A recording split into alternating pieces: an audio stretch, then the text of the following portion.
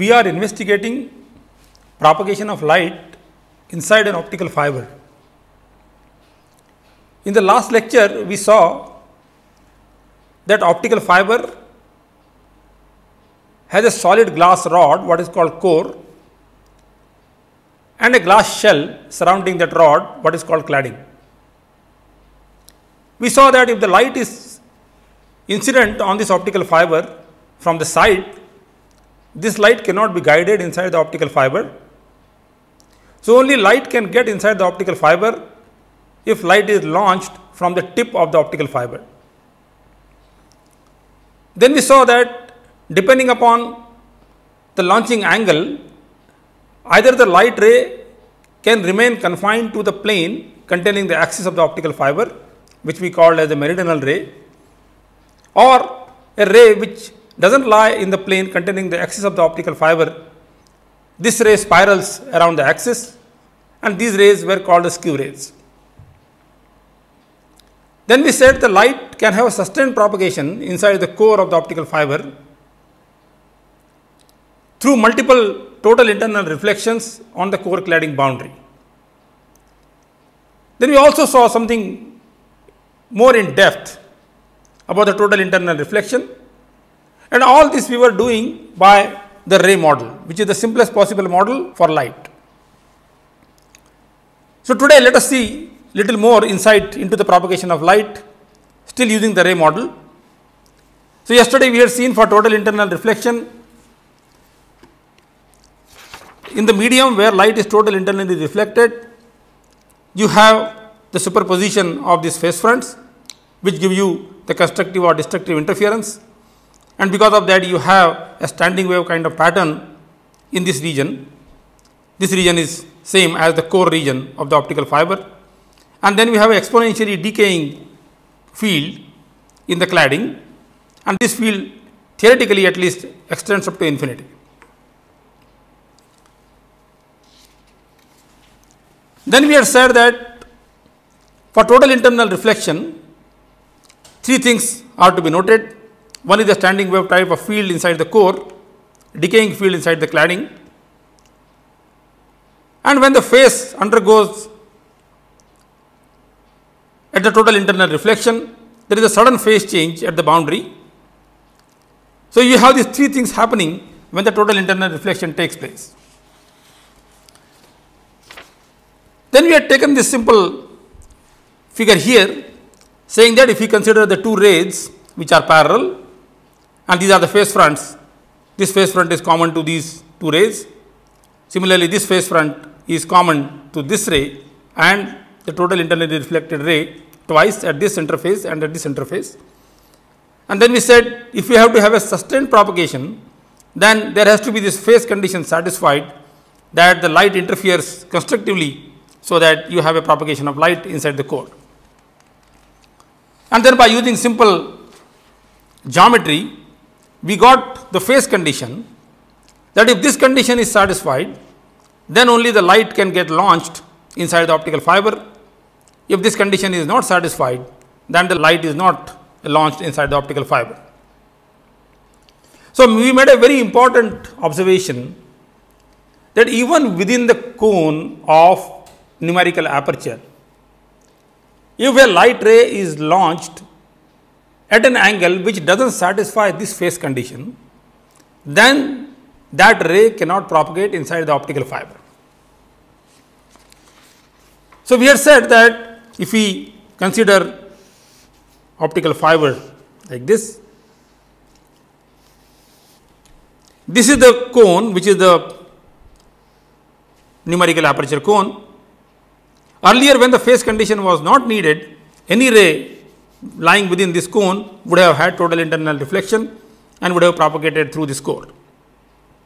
However, now what we are saying is that only at certain angle the ray can get inside the structure, and any other angle the ray cannot propagate inside the structure. Now, as I mentioned earlier, whenever we are saying a particular angle, we are essentially talking about all rays which make the same angle with the axis of the optical fiber. So, when I say this ray, essentially this ray corresponds to a ring which is making an angle, this theta, with respect to the axis. So, one thing to note here now is that if I consider a ray which is launched along the axis of the optical fiber, this ray does not require any condition to be satisfied, because there is no total internal reflection for this ray. This ray essentially does not go to the boundaries. So, one can say that if a ray is launched in this direction without any spatial condition, this ray will always propagate inside this optical fiber. So, that means a ray corresponding to theta equal to 0 will always propagate inside the optical fiber. However, the next ray which can be launched inside the optical fiber has to satisfy this condition now. So, one can say that the ray which goes along the axis of the optical fiber, since there is no total internal reflection, does not go to the boundary, delta is equal to 0. You can take m equal to 0, that is the first ray which can propagate. So, you get theta equal to 0, that is the ray which is going to propagate. That is this ray which is along the axis. If I now go to the second value of m, which is m equal to 1, then now I require certain value of n1d for a given lambda, so that this condition is satisfied. What that means is now that the next angle which can propagate inside the structure could be this angle.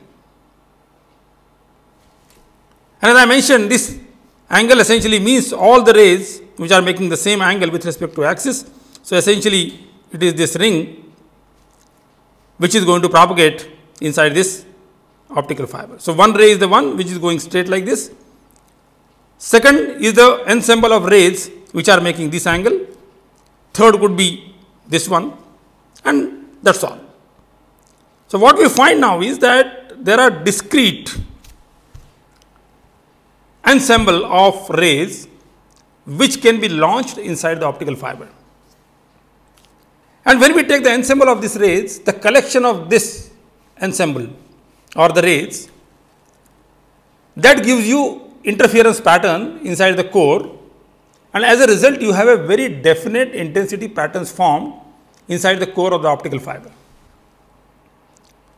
So, for every value of theta, you have a unique intensity pattern created inside the optical fiber. And this unique intensity pattern essentially is what is called the mode of the optical fiber. And as the angle increases higher and higher, we say that the order of the mode increases. So, the mode which is created inside the optical fiber corresponding to the ray which is launched along the axis, that mode we call as the lowest order mode. Then there will be next mode, then there will be next mode, and beyond the numerical aperture the ray cannot be launched inside this. So, you have a finite number of modes which can propagate inside the optical fiber. So, two things should be noted at this point. One is you are having discrete intensity patterns which can survive inside the optical fiber. Any arbitrary distribution cannot survive inside the optical fiber. And secondly, these patterns are discrete and they are finite in number, because any ray which is having an angle greater than the numerical aperture angle, that cannot be launched. So, if you can literally count the angle at which the rays can be launched inside the optical fiber. So, now we see that even if you have a numerical aperture cone which is as large as this, the light launching efficiency is further reduced, because every ray which is lying within this cone cannot go inside the optical fiber. So, fiber chooses only light coming at those angles, and any other light essentially is rejected. So, the efficiency of launching inside the optical fiber is further restricted. So, if I now consider this variation of the intensity inside the optical fiber because of the constructive or destructive interferences, we may get various kind of patterns. You may have maximum at the center, and then the field may die down slowly toward the end of the edge of the optical fiber. or is possible it may be maximum at the center, goes to 0, again rises towards the walls of the optical fiber, and so on. One more thing one can note at this point is that, let us say when the ray is launched like this, if a ray goes along the axis of the optical fiber, and now slowly try to put the wave phenomena behind this. So, let us say this ray is a transverse electromagnetic wave now. So, you have a electric field, you have a magnetic field. So, if I consider this ray, then the electric and magnetic field are perpendicular to each other, and they are perpendicular to direction of propagation of this ray. So, let us say the electric field lies in the plane of the paper. So, for this ray it will always lie in the plane of the paper, and since the net propagation is along the axis of the fiber, you have the electric field which will be always perpendicular to this. If I consider a ray which goes at an angle like that, and if I consider now the electric field, let us say, is coming perpendicular to the plane of the paper, then this is the direction of the electric field. Then E cross H should give me the direction of the power flow. So, you should have, this is the magnetic field. So, the electric field is perpendicular to direction of propagation for all the rays which are going to be lying on this surface, whereas the magnetic field has a component which is in this direction and which is in this direction. So, in this situation, we find that the electric field component is always perpendicular to the net propagation of light inside the optical fiber.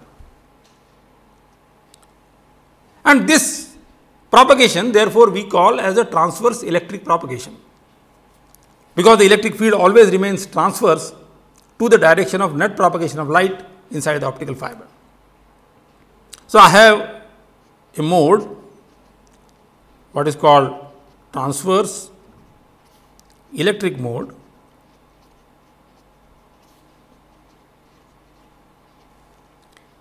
which we denote by TE, and then we put some index for this mode, essentially telling us how many maxima minima the interference pattern would create inside the core of the optical fiber. Instead of electric field perpendicular to this, if the magnetic field was like that, then the electric field will lie in the plane of the paper, and then you will have the electric field components in the direction of propagation, and the magnetic field will remain always perpendicular to the direction of propagation. So, as we got the transverse electric mode, we will also get the transverse magnetic mode, and again depending upon the variation of the intensity, you will have some index defining the transverse magnetic mode. So, you have a mode which will be transverse magnetic mode, or we denote by TM mode. So, as we now see that if you consider the rays which are meridional rays, because these rays which you have drawn here are meridional, they are lying in the plane which is containing the axis of the optical fiber. The superposition of all these rays which are going at a certain angle would create a electric and magnetic field patterns which could be either transverse electric in nature or which could be transverse magnetic in nature. Compare this now with the skew rays which are going at a certain angle with respect to this meridional plane. So, if I consider, let us say, optical fiber like this, and the ray goes at an angle which is not in this plane, but it is something like this. If that happens, as we have seen, this ray essentially spirals around the axis of the optical fiber, and as a result you can show that in no circumstance you will have a configuration which will have purely transverse electric in nature or which will be purely transverse magnetic in nature. So, if we consider the skew rays, they would have electric and magnetic field both components in the direction of net propagation of light. This mode then is neither transverse electric in nature or not transverse magnetic in nature. That is the reason if I consider the skew rays, they essentially give rise to a phenomena what are called the hybrid modes.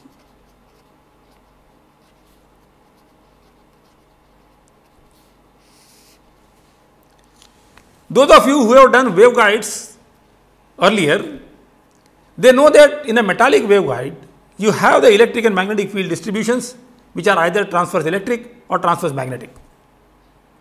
There is nothing like a hybrid mode which exists in the metallic waveguide. However, when we come to optical fiber, which essentially is a dielectric waveguide, there in addition to transverse electric and transverse magnetic modes, we also have another set of modes, what are called the hybrid modes. And later on we will see hybrid mode is the lowest order mode which essentially propagates inside the optical fiber. So, in fact, the ray which goes along the axis of the optical fiber, when we do the rigorous analysis, we will find that mode is neither transverse electric nor transverse magnetic, nor transverse electromagnetic, but it is the lowest hybrid mode which essentially propagates and which corresponds to the ray which goes along the axis of the optical fiber.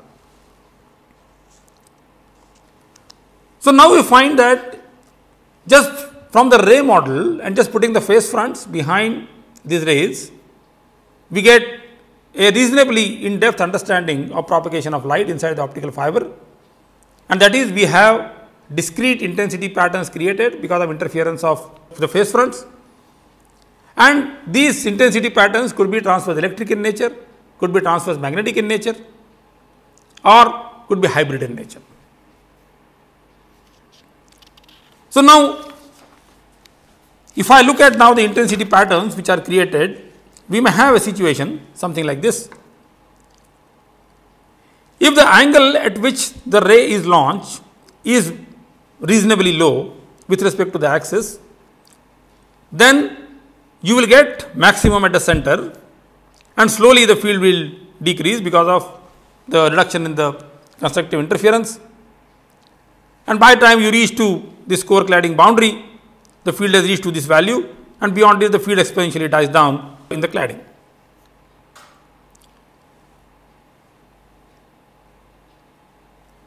If I have the angle further increase, then there is a possibility now that you will have a maximum at the center, field goes to 0, again increases with reverse direction in the field, and then reaches to the core cladding boundary and then exponentially dies down. So, how many zeros are crossed in the transverse direction? That essentially defines what is called the index for the mode. So, if I have a field distribution which will look like that, no zero is crossed. So, we can call this distribution as transverse electric. 1 0 is there, so we can call this distribution as T1. This we call T0, and here the 2 zeros are there, so we can call this distribution as T2. So, like that, as the angle of launching increases, you see more and more zeros in the intensity pattern, and that essentially is reflected into this index which is put along with TE or TM. So, although the figure shown here is for transverse electric case, the arguments are also true for transverse magnetic. Now, coming back to again the launching of the rays inside the core of the optical fiber, the thing which we noted now is that there are only discrete rays which can go inside the optical fiber. One ray which is along the axis is always guaranteed because it does not require any phase condition to be satisfied. But the next ray which can go will depend upon whole lot of parameters. So, as we saw, it depends upon the quantities which are the fiber parameters, like the diameter of the fiber d, the wavelength of operation, the refractive index of the core material. So, these are the parameters which essentially will tell us at what angle this next ray can be launched inside the optical fiber corresponding to m equal to 1. So, now one can ask a very simple question. Is it possible that only the ray which goes along the axis of the optical fiber is launched, but the next angle which satisfies the phase condition is more than the numerical aperture cone? Why do I ask this question? Because we have seen that when a pulse of light is launched inside the optical fiber, and if large number of rays can propagate inside the optical fiber, the pulse energy get divided into different rays. Different rays effectively travel with different velocity because they go by different paths, and because of that there is a pulse broadening. So, as we saw earlier that the pulse broadening is related to the number of rays which can go inside the optical fiber. So, if I could reduce the number of rays inside the optical fiber, obviously the pulse broadening also is going to be reduced. That is the reason we are asking this question, that suppose I make a condition so that only one ray which goes along the axis of the optical fiber is launched, but the next ray which satisfies the phase condition cannot be launched because that angle is more than the numerical aperture angle. Then there is no question of now pulse broadening, because the entire pulse energy is going to go only by the ray which is moving along the axis of the optical fiber. So, we see that if I reduce this quantity d, or if I make this quantity n1 small enough, but n1 we can't change too much because we have already identified the material glass. So, only this quantity d upon lambda, or for a given value of lambda, the diameter of the fiber, if I reduce the d to a substantially low value, then for any angle you cannot satisfy the phase condition even for the next value of m, which is equal to 1. Or in other words, what we are saying is, if I make the optical fiber core thin enough such that only this ray which goes along the axis can be launched, but even the second ray which satisfies the phase condition cannot be launched because this angle is greater than the numerical aperture angle. By doing this, essentially then one can avoid the pulse broadening on the optical fiber. This phenomena of pulse broadening, later on we will see, is what is called dispersion on optical fiber. So, essentially by reducing the number of rays or creating a situation where only one ray can go along the axis of the optical fiber, the dispersion on the optical fiber can be eliminated. And that is a very attractive thing, because we know that the dispersion or the pulse broadening has direct implication on the data rate. So, if I could create a situation where only one ray goes, then I can transmit a very high data rate on the optical fiber. So, now I have a situation where large number of rays go and energy propagates on the optical fiber, or second situation is only one ray goes along the axis and there is no dispersion on the optical fiber. Since we have seen that each ensemble of rays launched at a certain angle creates a definite intensity pattern which we call as modes, when many angles are possible inside the optical fiber, we call that fiber as the multi-mode fiber. And by the same token, when only one ray goes along the axis of the optical fiber, we call that fiber as the single mode optical fiber. So, one thing is clear, if I have the diameter of the fiber reasonably large compared to the wavelength, then I have a large number of rays going inside the optical fiber and I have a multi-mode optical fiber.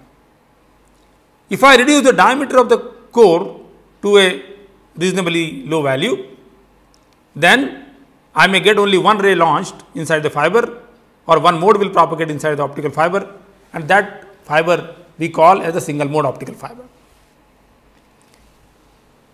So, then from dispersion point of view, the multi-mode optical fiber is very bad fiber because it has a very large pulse broadening, and single mode optical fiber is the best optical fiber because it does not have any dispersion. only one ray goes inside the optical fiber.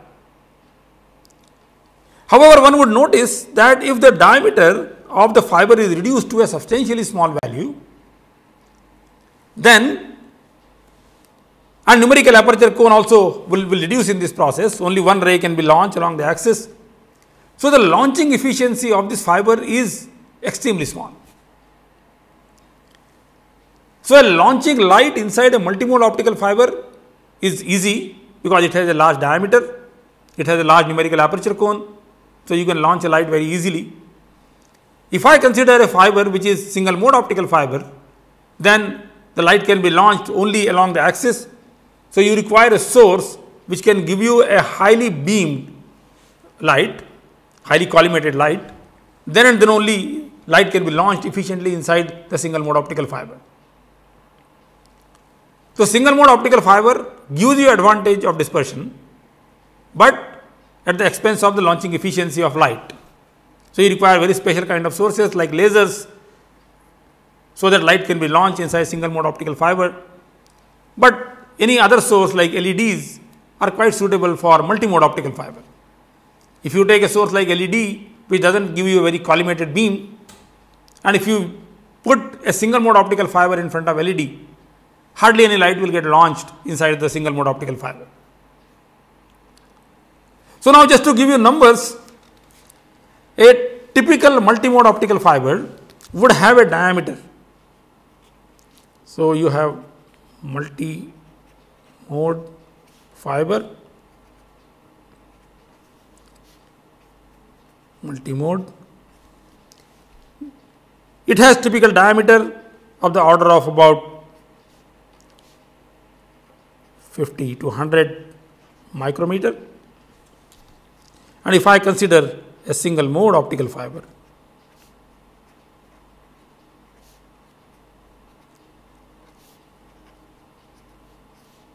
then we have a diameter typically in the range of 6 to 8 micrometer.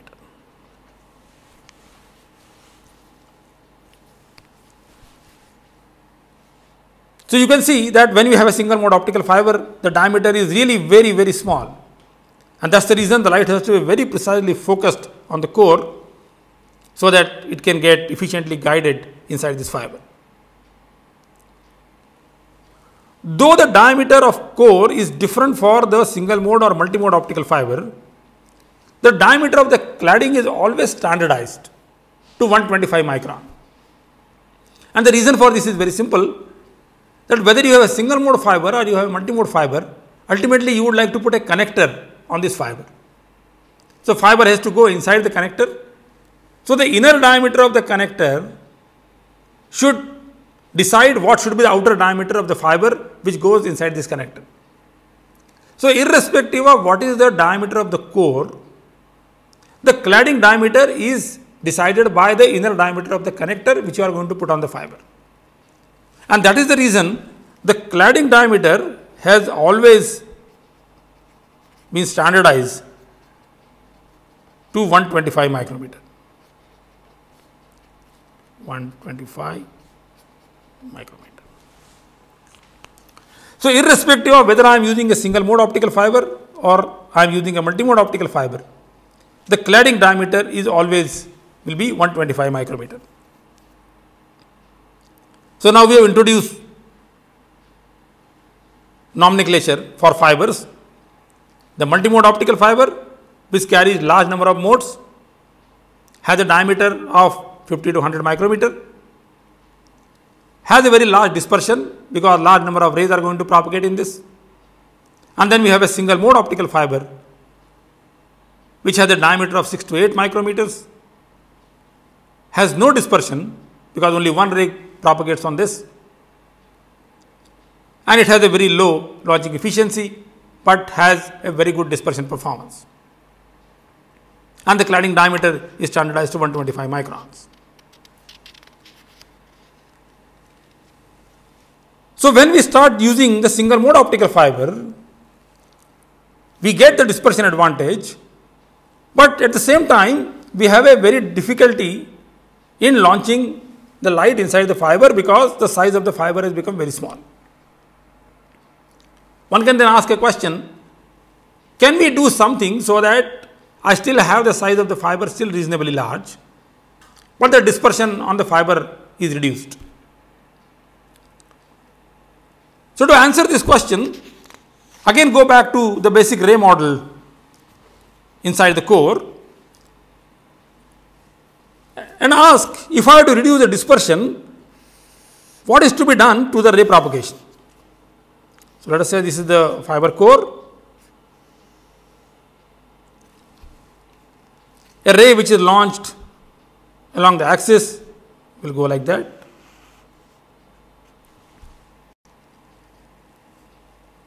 Now, we saw if the ray was launched at an angle which goes like this, it travels a larger distance, and because of that the effective distance travelled along the axis of the fiber is less as the angle becomes larger and larger. Since the velocity of this ray and this ray is same, and this ray travels a longer distance, so there is a time difference created between this ray and this ray. This is what essentially gave rise to the dispersion phenomena or pulse broadening phenomena. So, suppose we can create a situation where the ray which travels a longer distance travel with a faster speed. Suppose it is possible. Then the ray which is going by this path will travel a longer distance, but will have a speed which is higher than the ray which is going by this path. So, now there is a compensation in time. So, you will not have a separation of the rays as they used to be when the velocity of this ray and this ray was same. So, if we can create a structure where the ray which travels the farthest distance travels with the fastest velocity, and the ray which travels the shortest distance travels with the lowest velocity, then the dispersion is reduced on the optical fiber because there is a time compensation which has taken place. So, essentially we are looking for a mechanism by which the velocity of light can be manipulated. And as we have seen earlier, this is very simple because the velocity of light depends upon the refractive index of the medium. So, if you can change the refractive index of the medium inside the core, then the velocity of light will change. And if I want the ray which are going to the higher angles, if they have to travel faster, essentially the refractive index must reduce for a region which is somewhere here, and the refractive index should be highest here. So, if I can create what is called the grading of the refractive index profile, then the ray which goes along the axis will be travelling with the slowest velocity. The ray which goes at an angle, as it goes at higher and higher layers of the optical fiber, they will travel faster and faster, and because of that the dispersion will be reduced. So, instead of having a refractive index profile which was constant in core and constant in cladding, N1 here and N2 here, suppose I create a refractive index profile which looks something like that.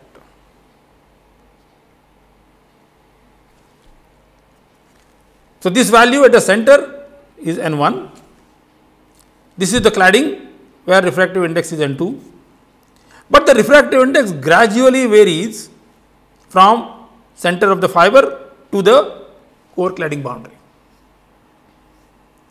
As a result, what will happen? This ray will travel with a velocity which is c divided by N1.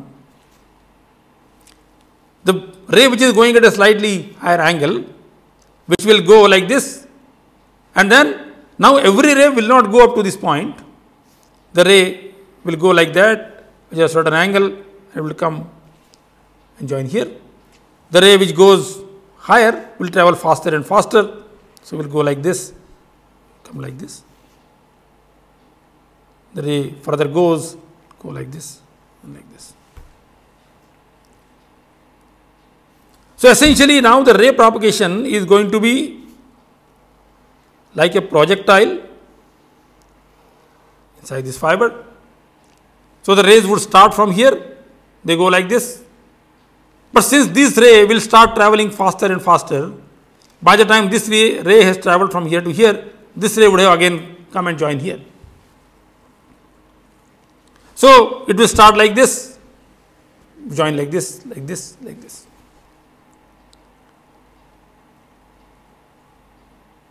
So, since we have now graded the refractive index profile of this optical fiber, we call this kind of fiber as the graded index optical fiber.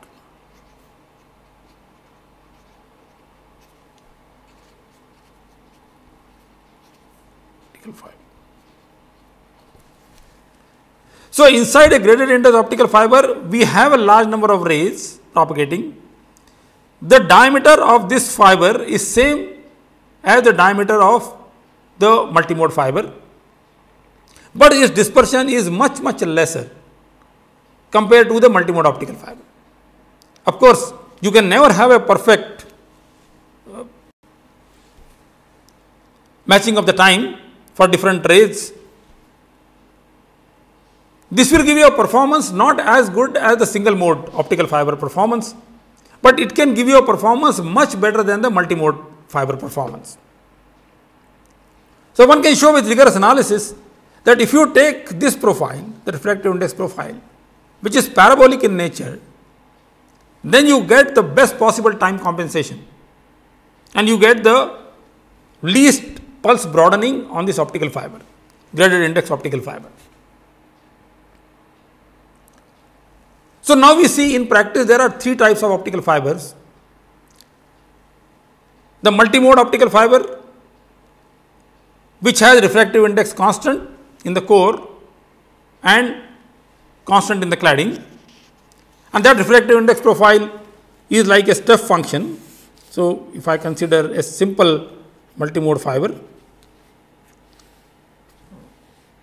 the refractive index profile will look like that, where this is N1, this is N2. So, this refractive index profile we call as the step profile. So, we can call this fiber as the step index multimode fiber. So, we can have here step index, or we can have a graded index fiber, multimode fiber,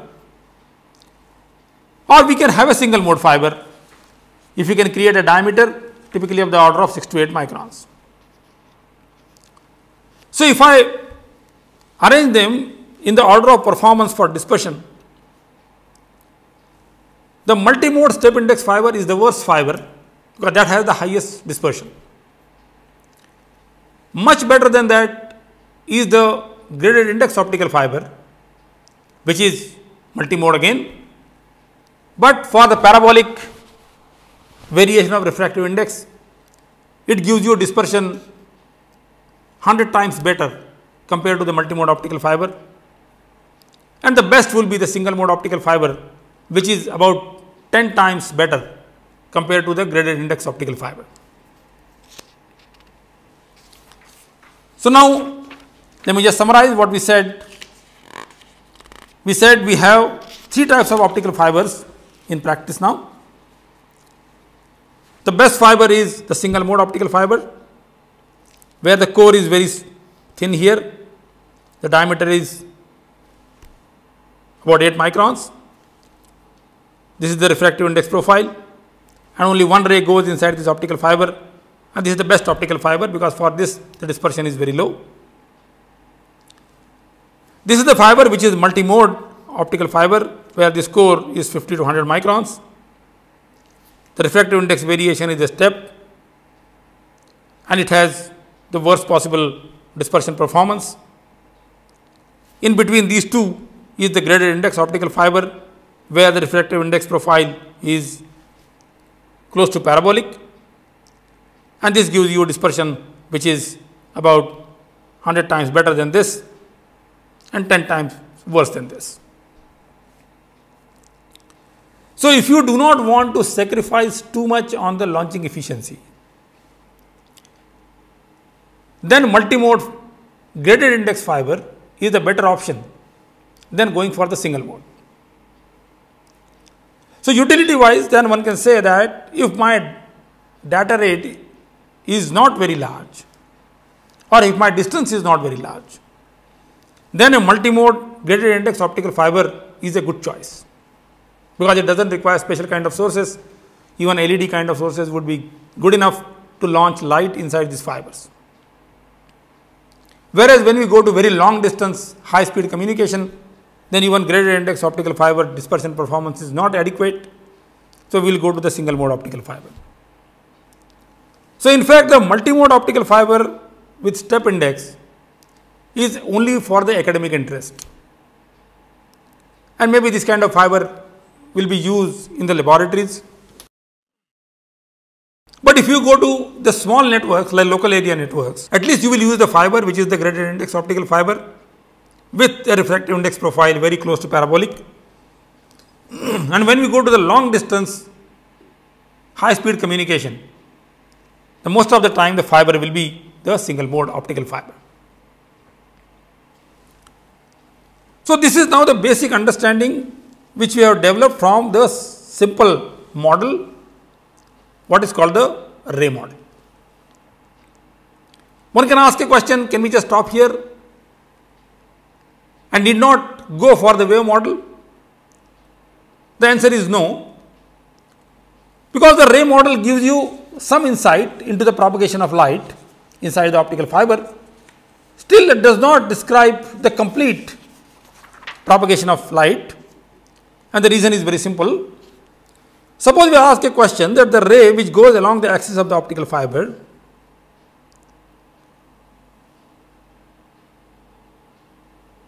does the propagation characteristic depend upon the wavelength? If I just consider the ray model, the answer will come no, because I am considering a ray irrespective of what is the frequency or what is the wavelength of this wave. This is the ray which will go along the axis of the optical fiber. So, propagation of light does not depend upon the wavelength of operation. However, that is not correct. When we talk about a bound medium like this, then the propagation characteristic depend upon the wavelength of light. So, the ray model gives us some understanding of propagation of light inside the optical fiber. But if you wanted to have a quantitative understanding of propagation of light, or if you want to find out how much pulse broadening actually is going to take place, or would there be pulse broadening if there is only one ray which goes on the optical fiber, but if the source had a finite bandwidth, these questions cannot be answered by the ray model. And that is the reason we essentially go and investigate in detail what is called the wave model of propagation of light inside the optical fiber. So, here now idea is that having understood now the propagation of light inside the optical fiber in the ray model, make use of this physical understanding of propagation of light and then try to go to the wave model, put this physical understanding into the analytical approach and then try to get the quantitative answers to the physical understanding which you have developed here. So, before we get into the propagation of light by using the comprehensive wave model, let us first ask why analyze a wave model, what are essentially we are looking for. So, first thing is we are asking if the structure is given to you, which is like an optical fiber, and if the light is not propagating now in the form of rays, suppose the light is launched inside this, some kind of electric and magnetic field patterns will be produced inside the core. These patterns are going to propagate inside this. So, suppose we had now a source which has a finite bandwidth, then the pattern of electric and magnetic fields would be created at all possible frequencies which are within that band. So, the question one can ask is, if I change the frequency, how much the velocity is going to change of this modal pattern or the field pattern which are created inside the optical fiber. So, the quantity essentially we are looking for is here is the behavior of velocity of the electric and magnetic field patterns as a function of wavelength inside an optical fiber.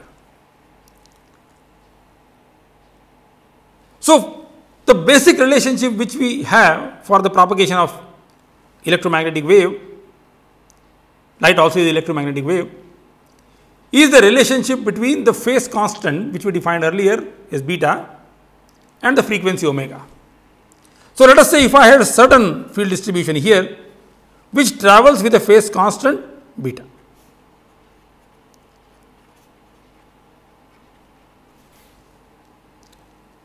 And this phase constant now is a function of frequency. So, we have a relation which is the beta omega relation. This relation is also called as the dispersion relation. So, by using the electromagnetic theory and the wave propagation in this bound structure which is the optical fiber, we find the relationship between beta and omega. And once you get beta and omega, then we can find the velocity of the field inside the core. And then as we know, for a wave there are two velocities, one is called the phase velocity, other one is called the group velocity. So, we have Vp which is phase velocity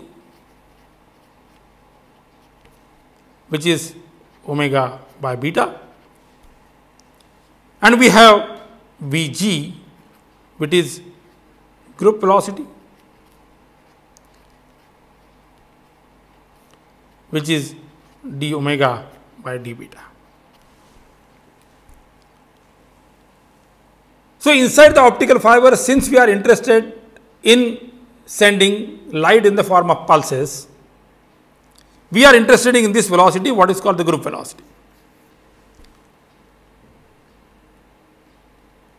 So, in the next lecture when we meet, essentially starting with the basic wave equation, we satisfy the boundary condition on the core cladding.